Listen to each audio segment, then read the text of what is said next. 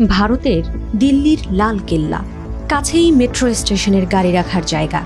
স্থানীয় সময় সন্ধ্যার দিকে প্রচণ্ড বিস্ফোরণের শব্দ, মুহূর্তেই ধোঁয়ায় ছেয়ে যায় গোটা এলাকা। মানুষের আত্মচিৎকারে ভারী হয়ে ওঠে বাতাস। বিস্ফোরণে এখন পর্যন্ত 10 জনের মৃত্যু নিশ্চিত করেছে পুলিশ। জানিয়েছে এ ঘটনায় কমপক্ষে 24 জন আহত হয়েছেন।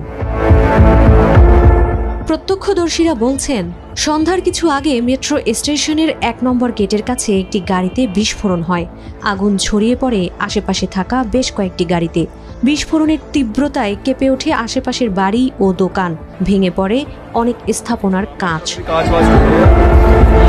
ঘটনাস্থল ঘিরে তদন্ত শুরু করেছে ন্যাশনাল ইনভেস্টিগেটিভ এজেন্সি বা NIA এর সদস্যরা। রাজধানী জুড়ে শুরু হয়েছে চিরুনি অভিযান। ধারণা করা হচ্ছে বিস্ফোরণের সঙ্গে কোনো জঙ্গি গোষ্ঠী জড়িত।